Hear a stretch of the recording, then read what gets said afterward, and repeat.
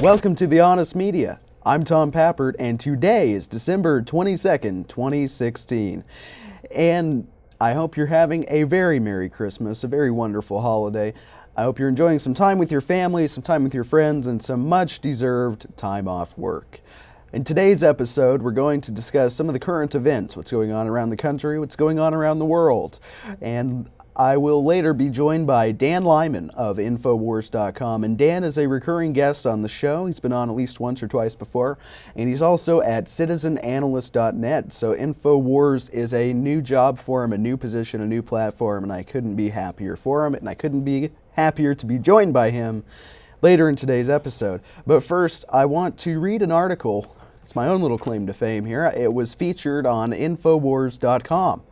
And Dan played a part in that, so I'll thank him profusely later in the episode. But the article is titled Brexit Trump Electoral College, Why Elitist Tools Keep Getting It Wrong. And you can find it either on my website, that's again, thehonestmedia.com, or on Infowars.com.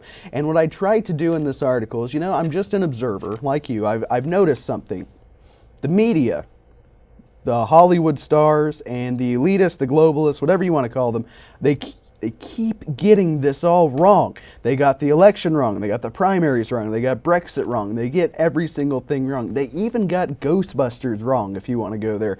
So I tried to figure out why. And I came up with a couple answers, and I hope you'll let me know what you think. But I want to read this for you now because I realize not everybody wants to read a lengthy article, and maybe you'd rather hear me narrate it. So here it is. Again, it's titled Brexit Trump the Electoral College, Why Elitist Tools Keep Getting It Wrong. You can find it on thehonestmedia.com and on Infowars.com. The tools are the mainstream media, the self-indulgent stars in Hollywood, and the global establishment. These tools are almost always wrong. This week, the tools were wrong about the Electoral College. Less than a week ago, the mainstream media was promoting the idea of faithless electors refusing to cast their electoral votes for Trump.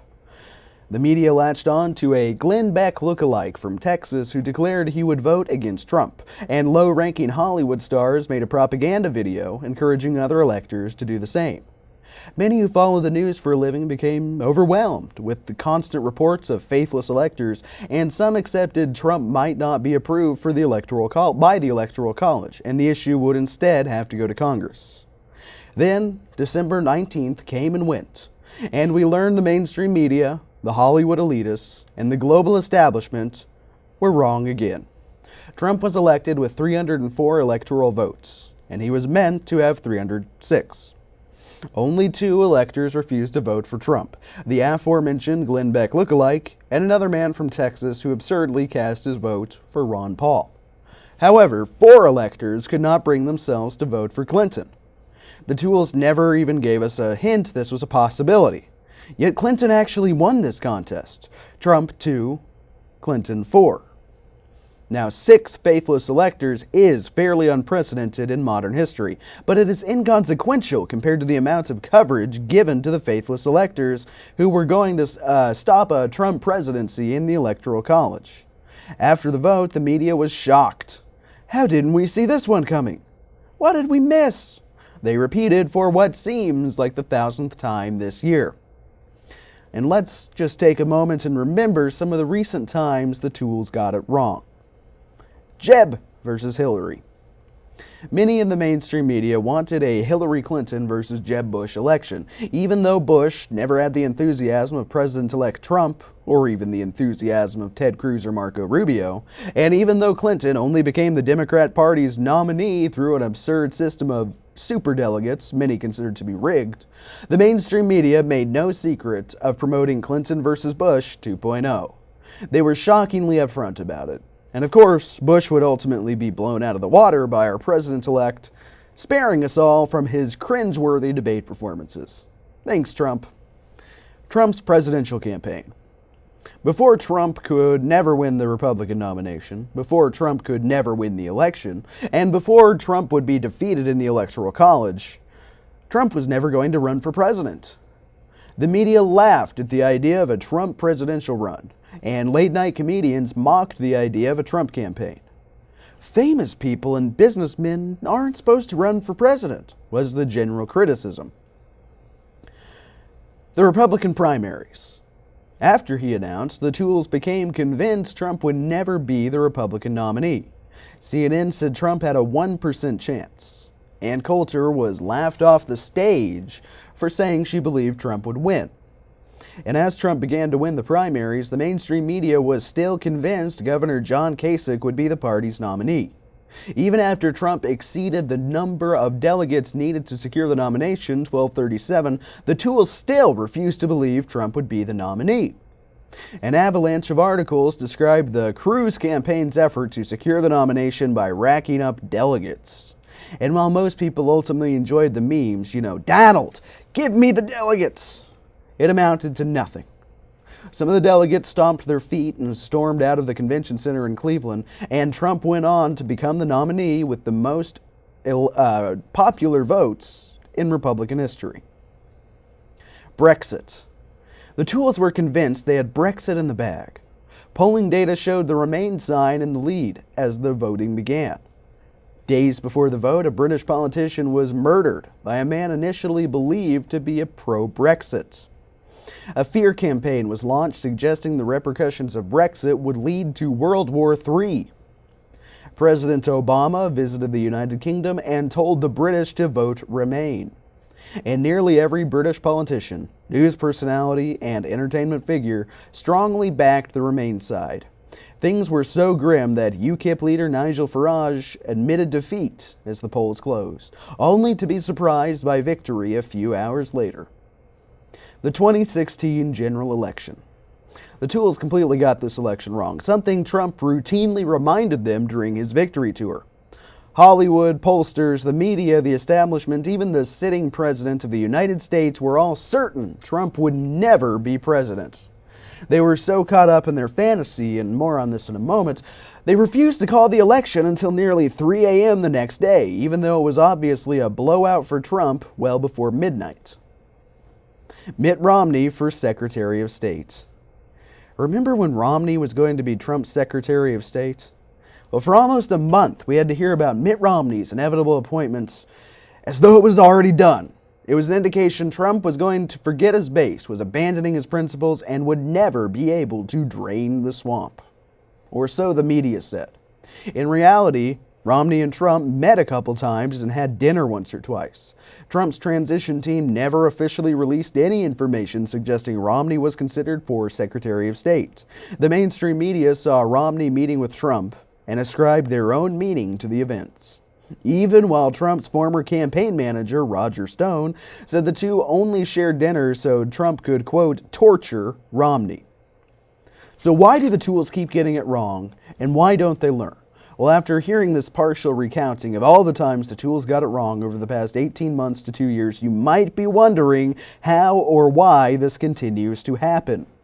I found myself asking the same questions. Why do they refuse reason and evidence? How come they aren't learning from their mistakes? Why do they keep thinking they're right about everything when their track record is so abysmal? And I can only imagine the answer is a combination of at least two factors: wishful thinking and projection. Now, wishful thinking, logically fallacious, defines wishful thinking as what happens, quote, when the desire for something to be true is used in place of or as the evidence for truthfulness of the claim. Wishful thinking, more as a cognitive bias than a logical fallacy, can also cause one to evaluate evidence very differently based on the desired outcome. And this should sound very familiar. The tools see no value in facts, reason, or evidence. They know what they want to happen, so they write about it. They make videos about it, they go on television to talk about it, and they generally make idiots out of themselves when they are eventually proven wrong. This happened in every example I've mentioned, and if you pay close attention, you will see it going forward. As an example, there is not a single intelligence official in the United States who has publicly commented on the allegations that Russia helped Trump win the election, yet the media writes about it because they wish it to be true. And wishful thinking is fine for small children and the developmentally impaired who may still be learning how to separate reality from fiction. But for major media outlets, politicians, and Hollywood may fall under the small children category, this is ridiculous behavior that should be called out and condemned.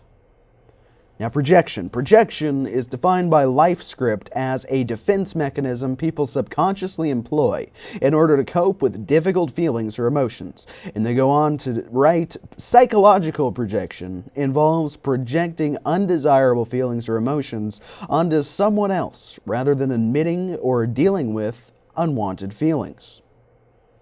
Now, the Democratic Party ran a bad candidate. She had legal troubles haunting her, a trail of smoking craters in the Middle East reflecting her foreign policy while leading the State Department, allegations of corruption surrounding her foundation, and she refused to hold a press conference for an entire year. So what did the tools do with this information, you might ask? Well, they said Trump's legal problems regarding Trump University were insurmountable. Trump's foreign policy would lead to a world war. The Trump Foundation was corrupt. And Trump should have talked to the media more. They transferred everything bad about Hillary Clinton to Donald Trump and hoped nobody would notice. And this is present in nearly every criticism the tools have. The Republicans are bigots, say those who demand segregated spaces and believe blacks are incapable of getting a photo ID. The Republicans are sexist, say those who wanted to elect a woman for president merely because she was a woman. Republican economics don't work, say those who ran up the country's debt to nearly $20 trillion and left a third of the country out of the labor market. If you look closely, projection is found in every criticism of the right the tools make. And I would like to say that eventually they're going to have a wake-up call. But all available evidence suggests the only possible wake-up call will come in the form of decreasing profits and bankruptcies. I'll be right back after the break to discuss the current events, what's going on in the world today. I'm Tom Pappert for The Honest Media, and we will be right back.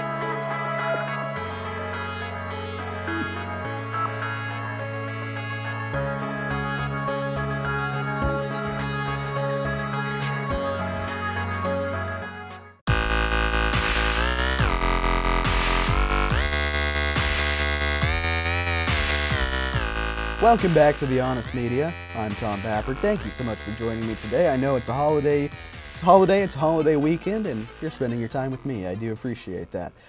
This is something that it's just so dripping with irony. It's like Obama is this totally unaware individual, right? He has no idea that his actions actually have consequences. He has no idea what his track record looks like, apparently. And I'm basing this all off of a Fox News article, and it's been all over the media. You could have seen this anywhere. Obama's advice to Trump: maybe don't use executive orders so much, huh?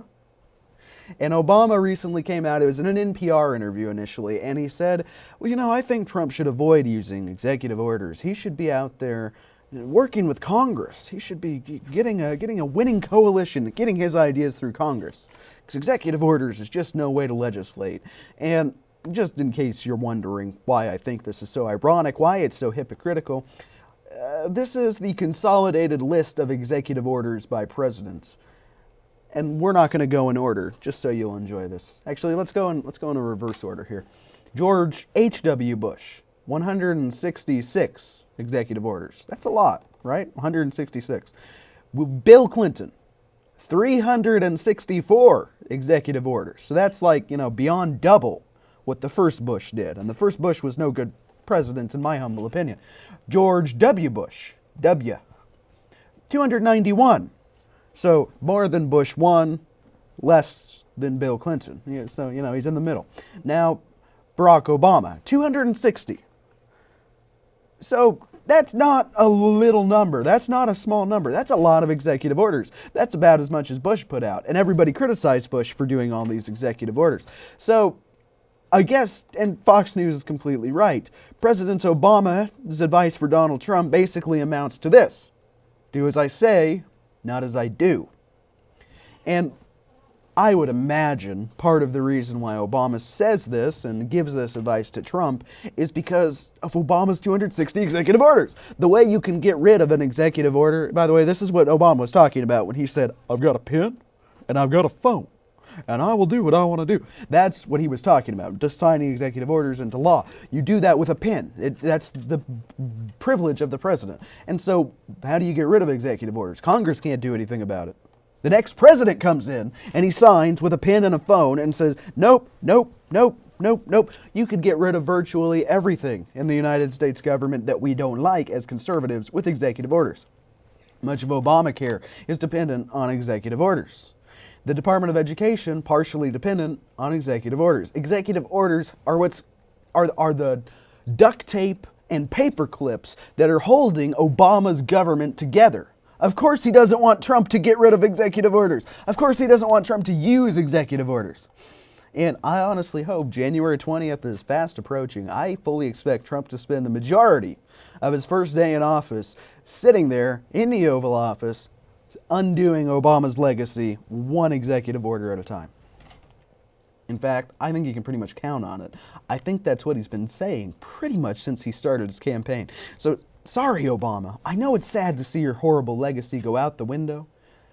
But maybe you should have done your own advice. Maybe you should have gotten together with Congress. Maybe when Rand Paul sent you a letter saying he was eager to work with you, you should have responded. Maybe you should have done everything you can to get your legislation through Congress instead of poo-pooing them, saying they're all a bunch of conservatives clinging to their guns and God and Bible. Maybe you should have been a little bit nicer. I don't know, just a thought. So I can't say I'm sad. I can't say that I'm disappointed. All I've got to say is, Obama, you are a stereotype of yourself. It's hilarious how apparently unaware you are of your own actions, of your own shortcomings. This is the same guy, by the way, who went to Greece and said, well, I think a lot of people like me. Look at my approval numbers. Look, never mind that Trump just got in and he's the antithesis of everything I ran on, but I think a lot of people like me. It's a joke. It's a bad joke, but it's a joke. That's our president. And people said Bush was bad.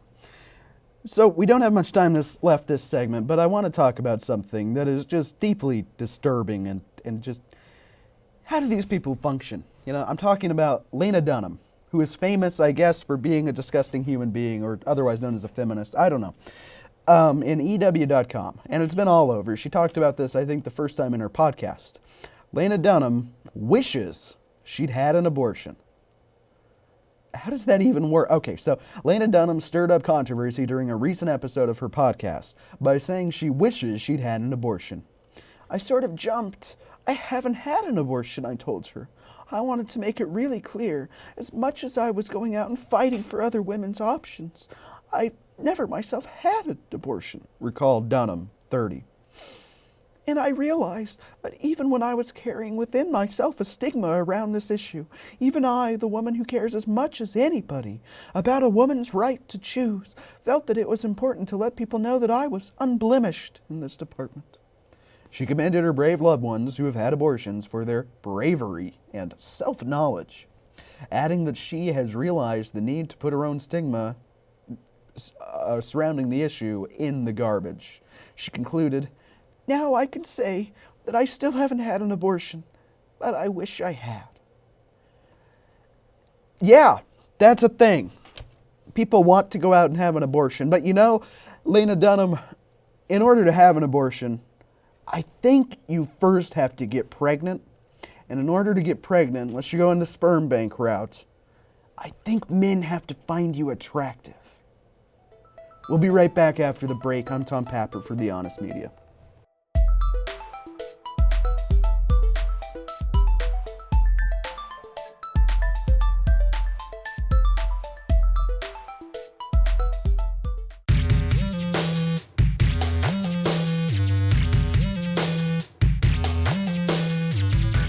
Welcome back to The Honest Media. I'm still Tom Papert. I'm still your host. So, something from Infowars.com. And again, Dan will be joining us next segment to talk about this year in review. But this is something that I think we've all suspected. From Paul Joseph Watson at Infowars.com. New study confirms liberals are far more intolerant of other people's opinion. More than double the number of Democrats block family and friends on social media.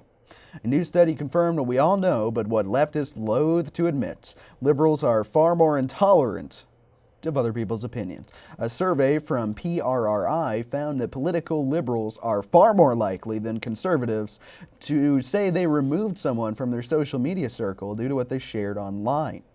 Nearly a quarter of Democrats say they blocked, unfriended, or unfollowed someone after the presidential election, compared to just 9% of Republicans and 9% of independents, who were triggered to do the same. So almost 3 in 10 Democrats now, of Democratic women, I should say, removed someone from their social network merely because of a political opinion. So liberals tell us that diversity is important, right? This is my takeaway from the article, and Paul Joseph Watson takes a similar route. Liberals tell us diversity is our strength. Diversity is something to be praised, to be admired, to be worshipped. We should bring people of all different backgrounds, ethnic, religious, anything. Bring in the different people. Bring them in. It'll make us all stronger because melting pot or something. That's what they tell us. That's what they want us to believe. But what do they believe now? Well, if somebody has a different political opinion, a diverse political opinion, something that they've never heard before, something truly new and exciting, block, delete, remove, send a nasty message. And we've all heard this. We've all had this happen. It happens in my own family. I'm sure it's happened to you. I'm sure you've watched your Facebook friends list diminish and diminish and diminish. Now, if you're lucky, I've had this happen. I've met new people through this crazy Trump trade. I've met fellow passengers who are doing more than filling the void. But this just proves what we all knew. These people are totally intolerant to diverse political opinions. Look at, say, the board of editors for the Huffington Post. Women. Mostly white women, but all women. They posted a selfie thinking they were being so cute and so funny.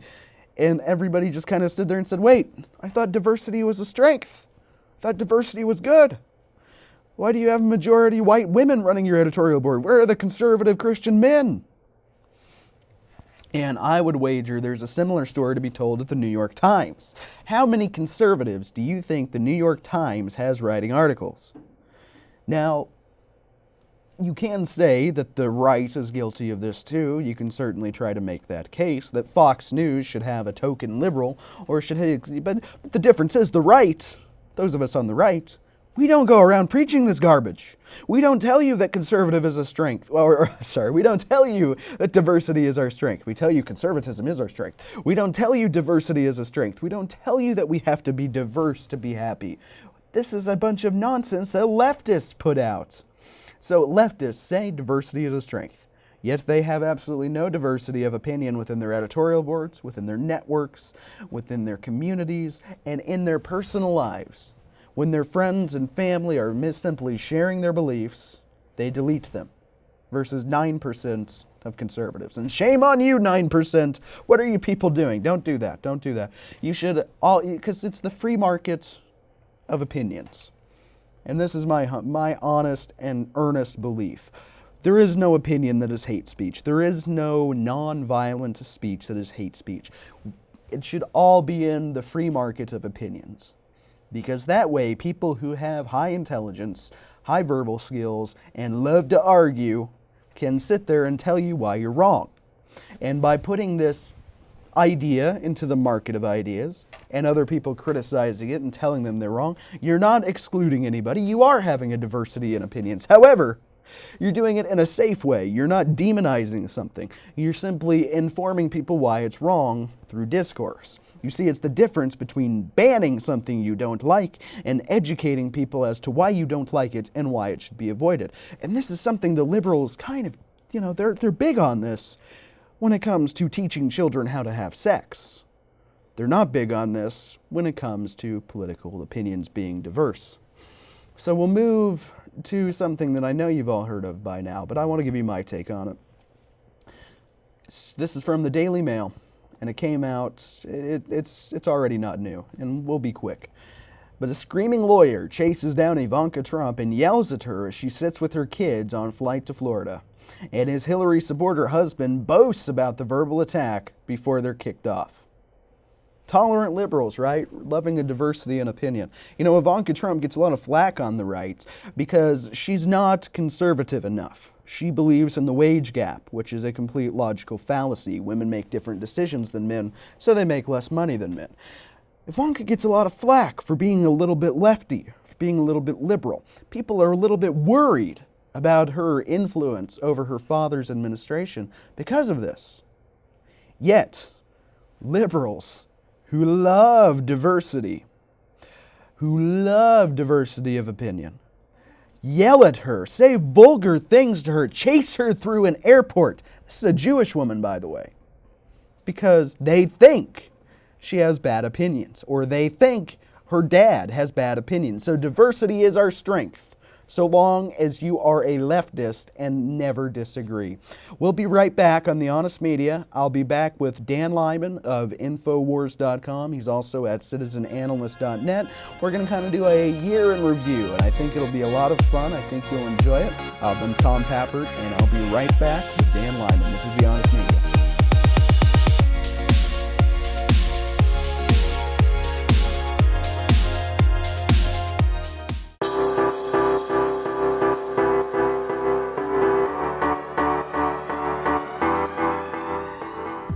Welcome back to The Honest Media.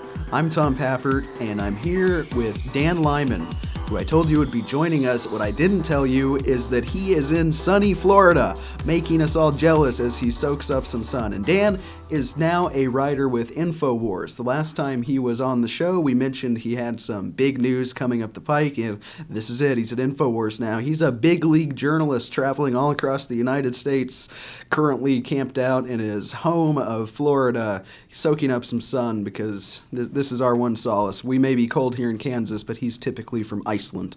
So, Dan, how are you today? I'm great. It's nice to be here with a little warm weather, a break from the Icelandic long winter. So I'm down here visiting family and spending the holidays. So all is well. Well, good deal. I appreciate you taking the time out of your vacation to come on the show. My pleasure.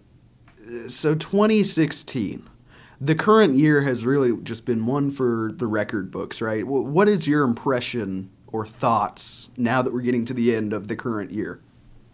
I would say this is definitely the biggest news year on record. I would imagine. I'm sure that there were years, during the world wars that were maybe more going on possibly, but there were only, a couple media outlets at that time, and there wasn't the internet and radio shows like yours and podcasts and all that stuff. So this is definitely the year to be a journalist and to be someone who's kind of a news junkie, because it was like every day there was something bigger than the last day, and every week there was at least one thing that went down that would have been, major news for an entire year's worth of news in the past, let's say. So it was quite a year, no question.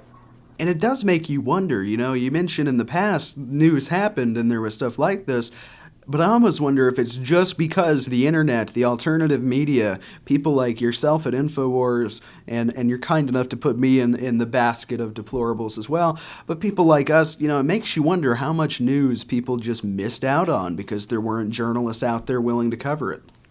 Absolutely. It's very interesting that we are now able to, let's say, debunk the mainstream fake news media in real time, which is something that we weren't able to do in the past. So it does make you wonder things that were happening back when there was let's say the Walter Cronkite era, when everyone kind of had to hang on every last word, and that was all they really had to go with unless they had some other source of information. But now we can look at these narratives and we can pick them apart and present alternate evidence, and also blow a lot of these stories out of the water, which is happening every day as well, which is definitely the blessing of the age of information. Absolutely, and they can call us fake news all they want. It's all they're doing is projecting. Leftists always project, and it's really been just an unprecedented year. I know you've got a big list of events that you've been recounting, and we just confirmed a couple things. I mean, this year we've seen the loss of Scalia. We've seen the end of 12, count them 12, Republican debates. We've seen the Clinton crime syndicate fade into obscurity. We've seen the death of Harambe. It's just been a nonstop avalanche of stuff coming at us. R.I.P. Harambe. Yeah, it's definitely been wild. I mean, obviously the presidential election takes the cake. There was nothing that outdid that this year. Definitely the most contentious, wildest presidential election in American history. But also, just the way that things kicked off. I was just looking back through what happened this year, because I almost have a issue or, problem differentiating what happened this year and what happened slightly, towards the end of last year, because I think for a lot of us, the way that we've kind of blocked off our memory of the news is about 18 months long, because that's when the presidential election really started. So from there, just so many different things blend into each other. But I was looking back, and the Malheur refuge standoff, that started right at the beginning of this year. That was a massive news story. I mean, that was kind of unprecedented in a way. We got a taste of that with the Bundy Ranch situation, but this year was like a whole new version of that, and for similar reasons. And I think a lot of the Bundys are still in jail, if I'm not mistaken, from that. But that was what really kicked off the news, and everyone was watching that with bated breath. Right. And then from there, we just rolled on into just the wildest year. I mean, you had even the Democratic race was kind of crazy, which we kind of knew at the time, but Hillary Clinton was actively stealing it from Bernie Sanders the whole time, which was revealed later on in the WikiLeaks. But I think that if Bernie Sanders had actually gotten the nomination, we might have seen a completely different general election. It was much different crowd that was supporting Bernie than Hillary. Absolutely, and I still have to believe Trump was going to win. I know you and some other very intelligent people think the stars kind of all aligned for Trump, but Bernie bros just didn't vote. That's part of the problem. But it's really just, you're absolutely right. In the last 18 months, the current year, the joke we always make that I don't know how many of my viewers really understand, John Oliver's key argument for the whole of 2015 was, it's 2015! It's 2015! And so then the joke became the current year. And I find it interesting we're still making this joke at the end of 2016 because, it's the current year after all. How can you possibly not support Trump? It's the current year. But what do you think has been, aside from the presidential election or even within the presidential election, what's been the biggest news story of 2016 or even the last 18 months? Well, I think there are a few, and they apply to, let's say, different people. The situation in Europe with the Muslim refugees, we know a lot of them are jihadist, economic migrants, so refugee isn't really an accurate term, but the mainstream fake media still uses that term to evoke feelings of sympathy for these people from the low info cucks out there. But I think that's really a big story, because now we're starting to see the fruits of that labor. Let's say Europe is experiencing massive terrorist attacks on a pretty regular basis now, the most recent being what just happened in Berlin. But you also have what happened in Turkey with the Russian ambassador, and the same day there was something else that went on at a mosque in Zurich, Switzerland. You had the Nice truck attack earlier in the year. These are just follow-ups, like on the Bataclan attack. Bataclan, yes, terrorist attack at the end of 2015. Right. And they're just getting more frequent, and they're getting worse. And so I think many folks understand that what happens in Europe can eventually happen in the United States, and that we should look there to see what our future looks like in many ways. But at the same time, this is causing this massive populist revolt across the West, and we're starting to see that. We have that obviously happened here with Donald Trump, but earlier in the year we had Brexit. That was a massive shift in the political paradigm for England. We also had the election in Austria, which I think pretty clearly was manipulated the second time around. But that was another indicator that the globalists don't necessarily have a grip on everything. We have Geert Wilders in the Netherlands is leading the pack there for the presidential or prime ministerial election. Le Pen in France. So we're definitely starting to see a swing, the populist overtake of the West, trying to reclaim our societies and our countries back from the globalist agenda. So that's a really huge development this year. And then also towards the end of this year, excuse the excess noises, towards the end of this year is when really the war on the fake media came about. And I think that was forewarned of by Matt Drudge last year in his interview with InfoWars at the studio. He said next year is the year that they're going to come for free speech and the free media. And that is starting to actually happen now. And it is basically the legacy media, which is the corporate media, which is the globalist mouthpieces. They are actively at war with the truth media. Right. And that doesn't mean that we always get everything right, but we're absolutely trying our best at all times to be accurate, as opposed to them who are actively trying at all times to subdue the truth, spin the information, and keep people in the dark. So that war has kicked off this year, and that's going to continue on for quite some time. Well, and you mentioned the legacy media and Trump and all of this, and all I have to say is thank God it's Trump and not Clinton, because if it was Clinton, they might actually be successful in this war against what they deem to be the fake news as they put out the fake news. And maybe we can talk about BuzzFeed's fall from greatness in the next segment. But I think you honed on to something excellent there. It's the rise of populism, the rise of nationalism, of a rejection of everything that we've been force-fed for the past several decades. I think you're absolutely right. That is the major story of 2016. We've got to take a quick break. We'll be right back after the commercials. I'm here with Dan Lyman. He's of InfoWars, and you're watching The Honest Media with Tom Pappard. I'll be right back.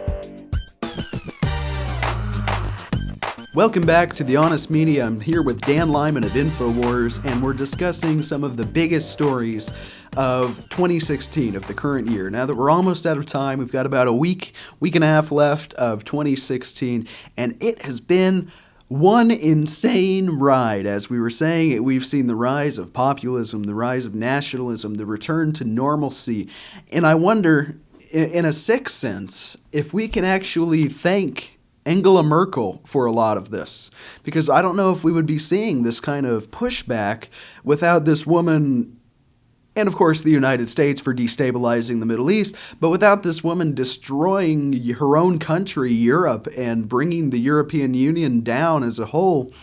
I don't know if we would be seeing this. What do you think? Well, you're right. Actually, technically, the year started off on the wrong foot in Cologne, Germany, where we had over 1,000 women were sexually assaulted by, they call themselves Merkel's guests, the migrants and jihadists that are just pouring into that country. I think the number is somewhere around 1 million this year alone that have come into the country, which is just unbelievable. And it really makes you think, why do the Germans seem to have this predilection toward self-destruction? This is the third time in a century they've been a part of destroying their own country while also destroying a lot of Europe. So it just makes you wonder, because they're such smart, intelligent, fastidious, hardworking people. I don't understand why they fall into this pit. But this time around, I don't know how they dig themselves out of it, because they've set themselves up for a civil war, if they even fight back at all. And if they don't, their country is going to go full-on Sharia. It is in some places already. You have the no-go zones. You have Sharia police walking around enforcing Sharia on tourists and also Germans. You have Germans that are now leaving the country, moving to countries like Hungary to get away from Germany because it's turning into such a nightmare. Obviously, the Berlin attack was a couple days ago, but that's just one of many. That was one of the more high profile, but they're happening every day there. There's people getting stabbed and raped, assaulted, killed.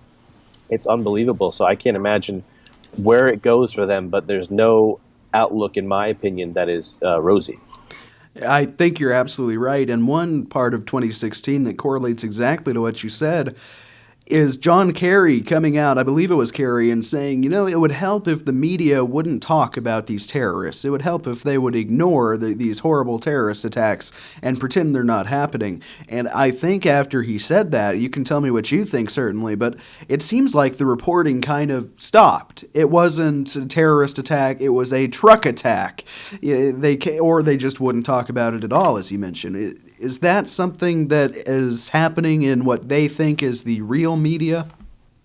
Well, I do think that there's an element to probably the timing of that, but I think it's just John Kerry being an idiot and letting the cat out of the bag when we know that that's what they're working towards behind the scenes. But Kerry tends to say things that make him put his foot in his mouth. I don't know if he feels shame about saying these things at all, but clearly he's blowing their cover.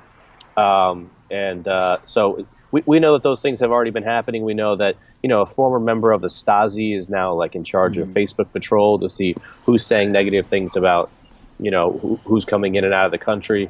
You have state-sponsored commercials in Germany now that are pushing women to try wearing the hijab if they don't normally, to, multi-culti, and they say it in this really bizarre German accent. And I've watched the commercials. They're really, really, really weird, but they're trying to brainwash Germans into just accepting this as the new culture, and if you don't, you're a racist and a bigot and a xenophobe. Well, of course, in Germany, there are accounts of people who, in private closed Facebook groups where you're not supposed to be able to be seen by the public, they will say things that are just brutally honest. We'll put it that way. They're not wrong by any sense of the imagination. And these people actually end up going to court and being found guilty and having to pay fines because they had conservative opinions that were essentially there's a word we use for it online, but anti-refugee. Maybe it has to do with what they did on the beginning of this year. And I think that Germany, maybe that's the one big takeaway. It may be lost. I don't know if there's anything left. And I keep coming back to this in Europe in general, but in the United States, at least, I think we've got a good outlook. I think that we're going to be able to stop the tide. That's my honest hope. I'm not going to pretend there was a question in there, but what do you think?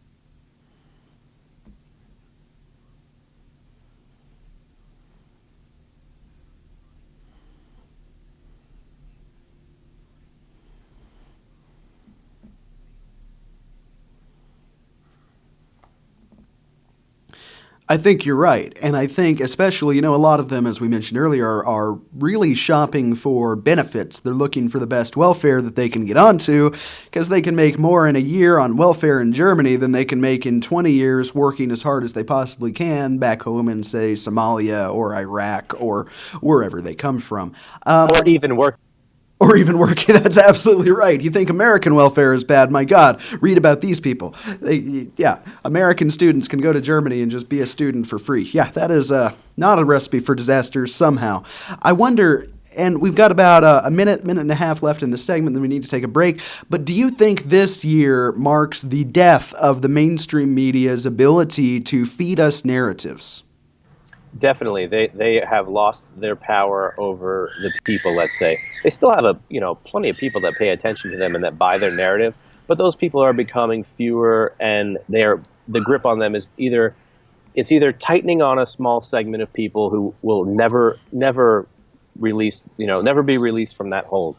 But the divide is now widening, where it's very clear who is a sheep to the mainstream narrative and who is either seeking more information or isn't under that spell, or the camp of people who are getting their information elsewhere from the truth media, alternative media, whatever you want to call it. That camp is getting much larger. You have essentially have Breitbart in the White House now, which is amazing because they do great reporting and they are doing their best to tell the truth at all times, even if, like I said, not everyone gets it right every single time, but that's just part of how the media works. You're not always going to be right. The mainstream legacy media is wrong constantly, and when they even do offer a retraction, it's buried weeks later. So it's we're doing our best in the alternative media, and we're just blowing them out of the water, and that's why people are coming our way. You're absolutely right. We got to take a quick break, and we'll be right back with Dan Lyman. This is the digital media. This is the honest media even. We are digital, though. That's our thing. We'll be right back after the break. This is the honest media. I'm Tom Pappert.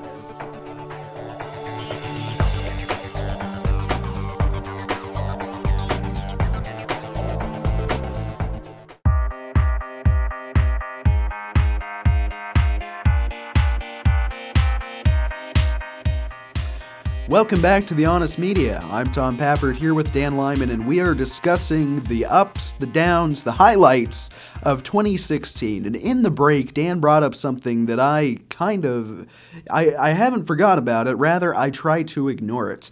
But the absurd transgender politics that's happening right now. And Dan, can you just take it away on this topic? Well, I think this is the year when we moved from LGB rights, whatever those might be, and that agenda So they got gay marriage, great. Then they moved on to the next thing because they never stopped. Now it's a transgender agenda, and the transgender, you could call it. You have Target, openly saying we're going to let whoever wants to use whatever bathroom they want to. That created quite a backlash. I think they paid the price for that in their retail sales, and also on the stock market, if I'm not mistaken. Took a pretty drastic dip. I don't know how it's recovered since then, but most recently you have the cover of National Geographic has like some little boy with pink hair talking about how great it is that he can be a girl now. You have all these stories coming out this year of parents that are either pushing their children to do hormone therapy or allowing them to. In both cases, I think that is absolutely a crime. There's no way it's child abuse. Those decisions need to be made later on down the road when they're adults and can make them for themselves. It's gotten really weird on that front. And I think it's just something that they're trying to push onto us to continue driving their agenda further and further, because leftists push their agenda. They're never satisfied. They're never okay. They need to cross, through checkpoints and then move on to the next thing. And they do have it mapped out, So that's where we're at now. I think that's something that definitely needs to be pushed back against. By all means, there are some certain medical cases of people, having some issues, hermaphrodites and whatnot. But in general, the transgender agenda is about mental illness, and it's totally bizarre. So that's one thing that just needs to be quashed and put away for good. Now, and we can do that if we just treat it as illogical. Absolutely. Now I have kind of two questions that relate to this. The first, do you think, because I've seen this in my personal life, do you think that gay people, that I'm not talking about the transgenders, I'm talking about the LGB part of the spectrum, not this LGBT WTF barbecue, but do you think the mainstream homosexuals, the gays, lesbians, are drifting away from the Democrats in the face of all this absurdity? Because I think we're seeing some of this with Milo Yiannopoulos. He had his massive party. And then my second question is, are conservatives, is 2016 the year that conservatives finally learned the power of the dollar when it comes to boycotts? Sure. I mean, back to your first question, definitely I think there's a paradigm shift occurring right now. And for many different reasons, but one of them, a great example, will be the Orlando nightclub shooting. You had a lot of gay folks that said, you know what, maybe it's not so great to have open borders and have tens of thousands or hundreds of thousands of people who have no compunction with throwing gay people off roofs simply for being gay coming into the country. And Hillary Clinton made it quite clear that she would be escalating that by up to 550% over what Obama's already doing. And in general, we don't really know what the numbers are. They say 10,000. I think there's ticking 10,000 in individual cities. I mean, that's just the tip of the iceberg. And then in terms of the power of the dollar, I think we are starting to see that, because I think a lot of people, conservatives and just, rational-minded Americans, are sick of the economic warfare that is waged against people who, let's say, you had the CEO of Mozilla donated like $1,000 to a cause that he believed in, which he believed that, marriage is between a man and a woman. And in California, there was a Proposition 8 that was being, battled on both sides. And he contributed quietly to the cause that he believed in. And as soon as he was outed on that, they ran him right out of town immediately.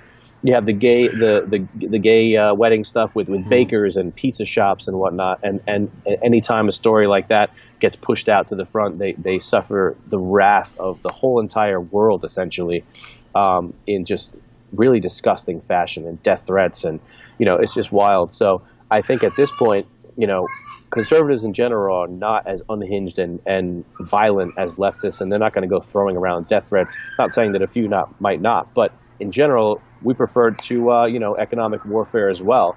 And we're not going after mom and pop businesses. We're going after big global corporations that are pushing agendas that we don't necessarily agree with, such as you have Kellogg's that recently pulled all their advertising from Breitbart by saying that Breitbart and its readers, who number 45 million strong, are white supremacists and white nationalists. What a slander, what a slur, and how many of them were already Kellogg's customers. So Absolutely. The backlash against Kellogg's has been powerful. We found out that Kellogg's is funding Black Lives Matter and other operations like that. So it's our turn to, personally, I believe strongly in supporting buy local whenever you can, buy American made whenever you can. That should just be our goal in general. So by doing so, we can navigate the waters a little more easily than buying from these multinational combines. I think you're right. And it's not just Kellogg's. Like you mentioned Target. There's Kellogg's, of course. BMW has been targeted by some. Pepsi has been targeted by some, which of course means no more Taco Bell, no Doritos. And people are really getting involved with this. It's not like, when the left boycotts something, it seems to work for a couple of months and then they forget. I remember as a small child, the left was boycotting Walmart because of something or another, and now as an adult, they're boycotting Walmart again because Walmart doesn't pay what they call a living wage. And it's like, well, maybe if your first boycott hadn't been so pointless and maybe if some more people had stuck with it, you wouldn't be boycotting them for essentially the same thing 10 years later. So we're running out of time, but I wanted you to kind of give us what else you think. We've covered what's going on in the Middle East and now Europe, which is becoming an extension of the Middle East. We've covered kind of the revolt against the mainstream media, their war against the truth tellers, the real media of the world. We've covered the power of the dollar, the transgender lobby. What else do you think are the main takeaways from 2016? 2016, obviously, you have an escalation with what I would say is a fake Cold War against Russia. When you can talk about that for hours, Russia does not seem to be someone that we need to really be worried about. We should be worried more with mending relations with them, and they seem pretty excited about that with the incoming president, who has expressed no ill will towards Russia and also not really any warm feelings either. Let's just both agree to stay out of each other's business, as I believe that we should, and generally the United States in general should stay out of other people's business, and they should stay out of ours. So I would say that the whole situation with Russia is coming to a head. I think these assassinations earlier this week, are an indicator that things continue to escalate. I think they will push that as far as they can up until the day President Trump takes office and maybe beyond. So that's definitely something interesting. But as we've seen the last couple of days, Syria, the Assad government has made a lot of progress in retaking Syria back from NATO-backed Islamists that are there. These right. rebel insurgents. No, they're just they're CIA trained. They're American funded. They're British funded. So really, it is a proxy war that's been going on between us and Russia and Syria and Iran in Syria. Unfortunately, for the Syrian people who have had to go through that. And one other big thing that I think that has escalated this year is the war on police. Far more killings this year already than there were last year. And a lot of them are now going unreported because they become kind of just so commonplace. I see one almost every day now, and up to 4 sometimes shootings, and they don't even get reported anymore beyond just local media or anyone who's keeping track of that stuff. So I think that's something that we need to not forget about, because these are wonderful law enforcement that are like between us and the criminals at any given moment. If they keep getting killed, they're going to be less likely to be working these jobs. So right. Hopefully the Law and Order Presidency administration will give them renewed confidence and support them again in kind of rebuilding their morale in general. Agreed. Hopefully we can reverse what's being called the Ferguson effect, where police officers no longer want to patrol the dangerous neighborhoods in big cities that really need them the most. And it's because of this Black Lives Matter rhetoric, the killings of police officers. We saw it in Dallas. We've seen it in New York. It's been all over the place. It's been all across the South, Kansas City even. It's as you say, it's every single day. It's 365 days a year. And I sincerely hope, and I think it's going to happen. I think we're going to see a strong reversal with Trump. And I hope that we really can get our police to be respected again by the community at large and by the media. Well, Dan, thank you so much for joining us. I know you're taking time out of your beautiful vacation out there in Florida. You've been all over the place. You visited the InfoWars studio in let's see, they are in Austin. Am I correct on that? In Austin, Texas. You've been all over the United States. You've been in Iceland. You've been in Europe. You're truly turning into an international journalist, and I'm proud to have you on the show. Thank you so much, Dan Lyman. My pleasure. Take care of yourself, and Merry Christmas. Merry Christmas. All right, this has been The Honest Media. Thank you so much for tuning in, and we will be back next week with our New Year's episode. I'm Tom Pappert, and I will be joined next week by Craig Chrysler. Thank you so much for watching. We'll see you next week.